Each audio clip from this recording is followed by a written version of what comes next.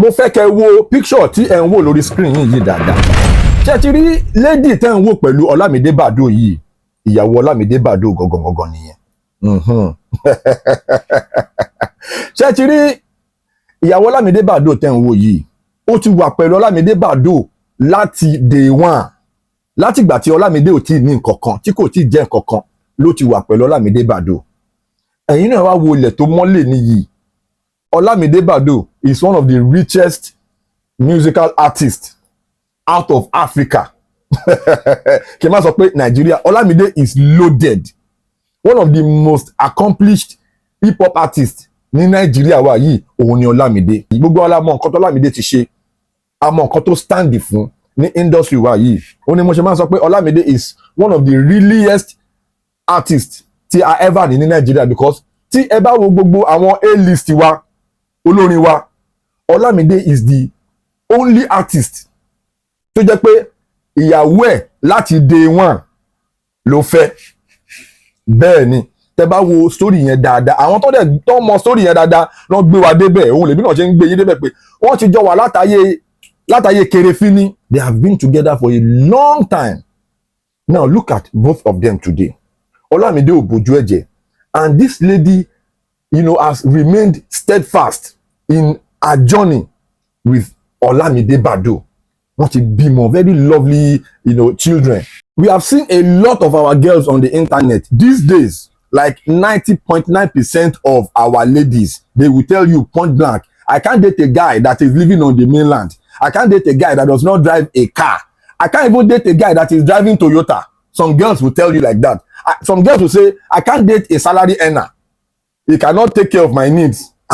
What is your need that your father cannot take care? Okay, if your father was not broke, why are you now looking for a rich guy all over the internet? Some girls will even tell you that I can never ever date a guy that does not live on the island. What is on the island?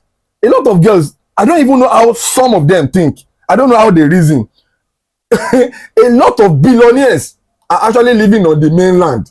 But when they see a guy that is living on the island, once they hear I'm living at Lekki, ara wọn ti máa move by. A lot of our girls, they cannot even settle for anybody, for a guy that is not rich. But mistake time a lot of people man ṣe ni wípé most of our girls tó máa ń sọ pé I need a tall, rich, dark and handsome. Wọ́n mọ̀ pé bóyá èèyàn kúkúrú táwọn máa fẹ́ ló máa ní àlùbáríkà lọ́lọ́run yàn máa wọn. Ẹlòmíì ò mọ̀ bóyá kádàrá òun. Most of our girls máa sọ pé I need a tall, dark and handsome, rich guy. Odogu, I want to be Oga's wife. Wọ́n mọ̀ pé kádàrá mi inú àwọn bóyá tóun bá ara fẹ́ ẹni táwọn bá jọ parapọ̀ táwọn jọ bẹ̀rẹ̀ sí ní ọ́zù láti lẹ̀.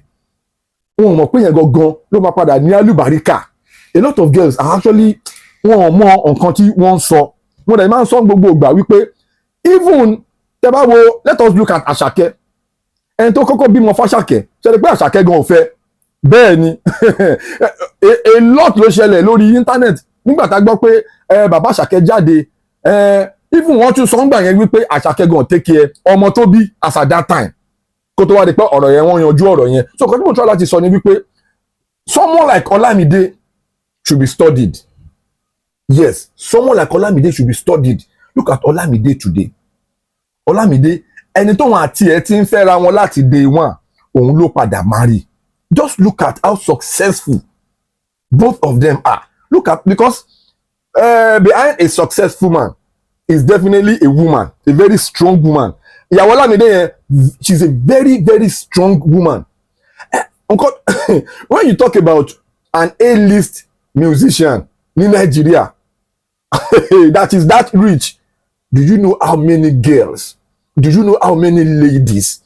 Do you know how the kind of temptation tí irú àwọn Olamide yẹn máa go through on a daily basis, offline, online?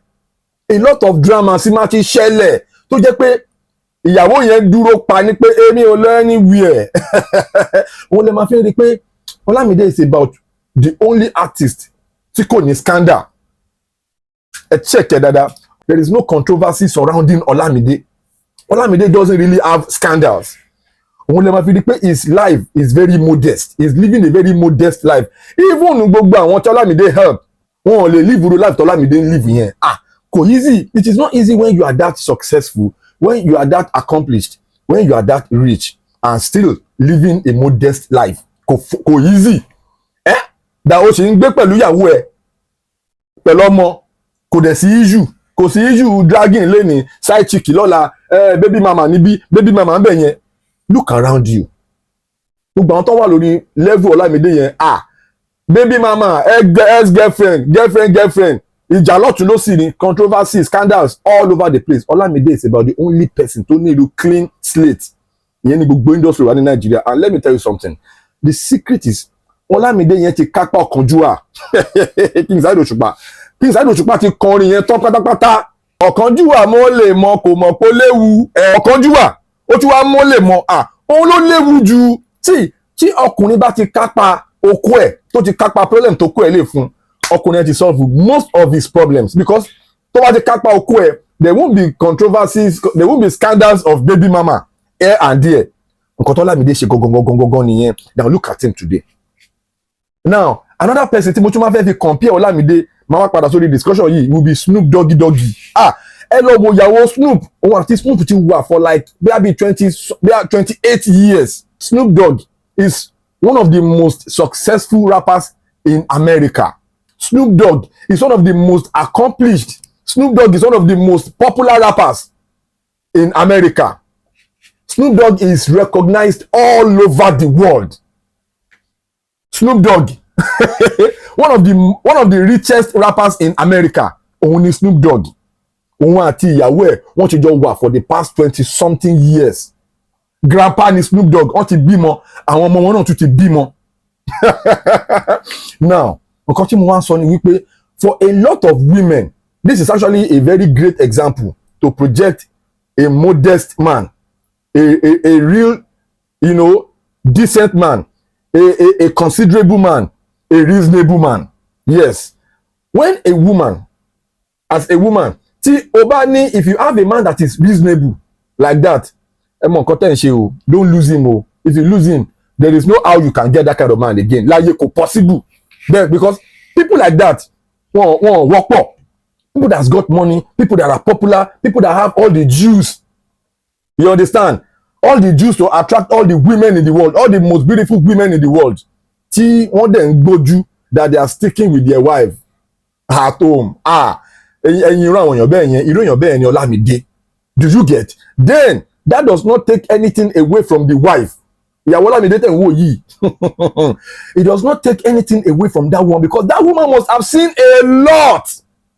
That woman, this Olamide's wife, is not the kind of woman that will say, I cannot date a broke guy. Because when she started dating Olamide was not rich. Olamide was not big. You get? She's not one of those guys that will say, I cannot date a broke guy. You cannot date a broke guy. How are you sure that it is not a broke guy that will eventually help you? Because that broke guy that you are seeing today, that salary earner that you are seeing today, might become one of the richest men around that will eventually help you. How are you so sure? Then how are you so sure that that rich man, that odogu you are eyeing, that odogu you are following up and down, will eventually, it will break your heart, because that odogu already knows that you are just after his money. That odogu that you are looking at, that guy that stays, that drive that Benz, that drive that Rolls Royce, he already he knows your mind, he knows your mission. That is why you will see a lot of our ladies that are being used for ritual, purposes. I'm not in support of violence. I'm not in support of ritual killing. So, but what I'm saying is, our girls who are going on, as a matter of fact, most of our girls these days, they don't even want to work. They just want to sit back, relax, wait for a man that will buy them phones, buy them clothes, take them on vacations, do everything for them. Things that their fathers cannot even do for them. They are waiting around for a man that will come and be doing. So if it was easy, why didn't your father take care of your needs? You understand? So now this discussion, look at what Olamide has done. Look at Olamide and his wife. Look at what they have been able to achieve over the years. Look at people like a Snoop Dogg. I'm telling you, I know that it is not easy because those kind of wives, those kind of women, you know, Olamide and celebrity wives. Now I will put Odunlade Adekola's wife in this bracket also because recently a lot has been said about that woman. Kokimura, Kokinse. Kí ni problem titi yín? She does not appear like a celebrity. Kí ni problem titi yín? And most of these girls that are saying all those things, they don't have a home. They are not. Most of them are singles. They don't even know what their future holds ahead of them. This is a woman that has been with Odunlade Adekola before the success. This is a woman that has been enduring with Odunlade Adekola before the fame, before the money. She has been there. Látàrí ìgbà tí Odunlade tó ṣì ń ṣiṣẹ́ ní iléeṣẹ́ aláwo tó ń gbowó oṣù. When there was nothing, kò sí tátà, kò sí yányàn lójú anything. See, ẹ jẹ́ kí n sọ kankan fún yín. A lot of things that a lot of people don't know is that you don't know whether the broke guy, it is that broke guy that God has destined for you to marry. That once you marry that man, you guys, you know, coming together, God will now bless that union. You guys will now become millionaires. Look at Obi Kubana. Obi Kubana, the same Obi Kubana. Yeah, Obi Kubana is one of the richest businessmen in this country. He said something. He said that his wife has been with him right from the days when he used to sleep on the floor, when there was nothing. She has been with him. She did not say, I cannot marry a broke guy. Then look at both of them today. Obi Kubana is one of the richest businessmen in this country. They are both together. But I cannot marry a broke guy. I cannot marry a broke guy. I cannot marry a broke guy. Continue. I cannot marry a broke guy. Yeah. That is why most of our girls, a lot of ladies, for that reason that I cannot marry a broke guy, most of them are still on the street, single at 4. They are still single in their 40s. They are still single in their 30s. They are waiting for Mr. Right. That the definition of the Mr. Right is a rich man. When you hear a babe say, I'm still waiting, why you not married now? Her parents, the pressure, the family, everybody has been mounting pressure. Why you not? I'm waiting for the right man. Who is the right man? She is waiting for a rich man to come and take care of all her needs. They see men as an enterprise. They see men as a business. It is transactional for a lot of ladies these days. They don't even want to work. A lot of ladies, they don't even want to learn any handwork. They just want to, sit back, relax at the owner's corner and let the man take all the all the rights. Do you get? That is the society we live in today, and a lot of things have to be corrected. A lot have to be corrected, and that is the simple truth. You cannot be saying, I'm waiting for Mr. Odogu. I'm waiting for my Odogu. No fi dúró tó fi wọ menopause. I'm waiting for Mr. Odogu. I'm waiting for Mr. Right. You better make that man that you are meeting, that man tó wà available yẹn, you better make him the Mr. Right. You better take him from the wrong, from the left to your right and make him Mr. Right. And that is the truth. Now that I'm very, very rich, I'm comfortable. If you are coming to, I know you are a gold digger. It's very easy. It's very, very easy. You are a gold digger. That is why a lot of ladies are still single. So in this bracket, it's just telling us one thing. Some people, their destiny is not to marry a rich guy.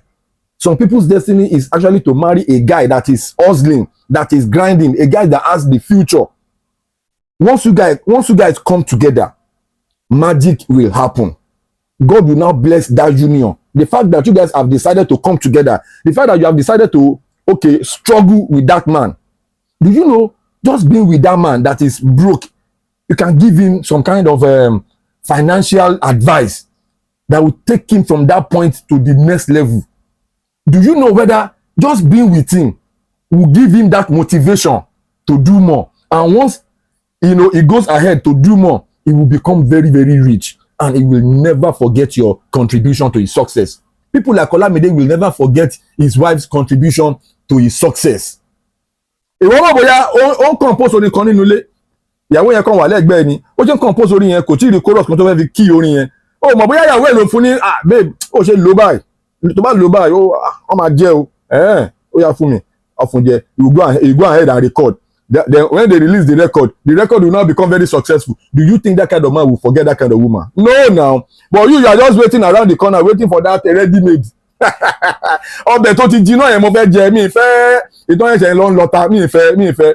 That is the mistake a lot of our ladies are making till today, and a lot of them are still single. Some will be single till they enter menopause because they are waiting for the right man. Right man will never come because the man that man that you are with, that one that you are struggling with is the right man. You just have to wait it out. Rome was not built in a day. Wait it out. You know, Edo, give him advice, give him motivation, encourage him, ginger him. He will become successful. But because you are not even ready, that is the problems we are having in this our society now. Jeff Owolewa lorúkọ mi. If you know that you are watching my videos and you have not subscribed to my channel, please subscribe to my channel and smash that notification bell. So when my next video is popping up, you'll be the first to see it. God bless you for watching my videos. God bless you for dropping those beautiful comments. Holla. Please subscribe to my YouTube channel and press the notification button.